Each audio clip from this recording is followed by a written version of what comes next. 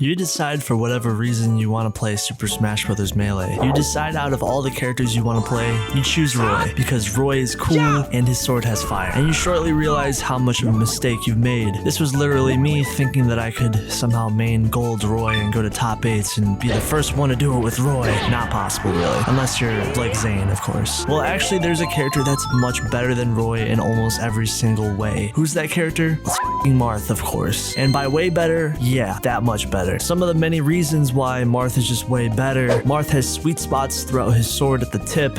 Roy doesn't have any at all, meaning his sword is literally weaker than Marth's. Roy's attacks on average are slightly slower and lack a crazy amount of range that Marth has. Marth's range being a key reason why he's so good and Roy being pretty much the opposite. Roy has laughably terrible hitboxes. Here's his iconic dash attack that is constantly memed. Roy's recovery is just straight up terrible. He falls like a rock off stage due to his fast fall speed, but he doesn't have a good recovery tool to offset being lighter than Marth and also falling off stage really fast. Roy might also have some positives here and there that actually Marth doesn't even have, however they aren't enough to make him a successful character. The difference is so stark between the two that Roy is a low tier and Marth is at the tippy top of Melee's meta. It's funny how different clone characters can be. Marth on the other hand has, yeah, that grab. The most memed on grab in probably any Smash game because this grab is one of the best grabs of all of Smash. What the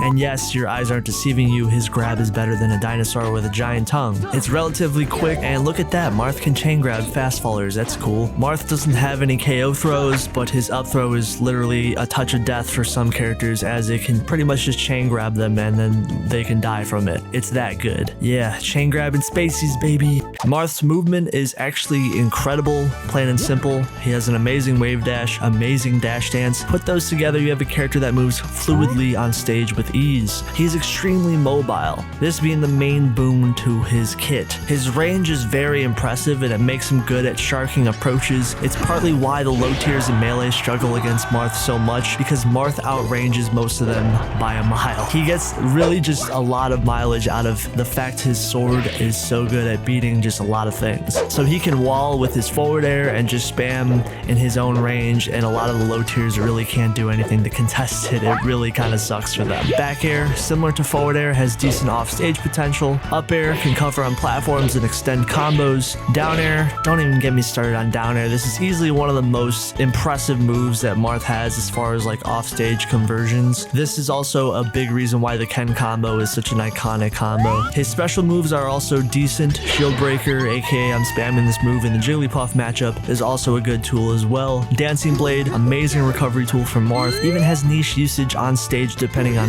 where you use the move. Counter has niche use for beating recoveries or predictable approaches, and Dolphin Slash is a good KO tool when sweet spotted and is actually a good recovery tool. Sorry, Roy. These tools in general make Marth an edge-guarding demon, and he's good at juggling and just playing around with his great movement. All of these things combined, you pretty much get why Marth is a great character in Melee. There's a reason why he's consistently placed well in the meta, however that always hasn't been the case the 100% of the time. Here's something interesting. Here's a term that's been thrown around if you're a Marth main: Marthritis. Now, what does that mean? Marthritis is when Marth struggles to KO at higher percentages. It doesn't really make sense on paper, right? Doesn't it go against the rules of Melee? As the percent goes up, KO should be easier, right? Well, Marth has the rare issue of his stronger attacks being more difficult to land. However, knockback going higher, it makes it harder and harder for him to follow up his attacks. His KO options at higher percentages are just really hard to land, especially compared to other top tiers who just have a clear option.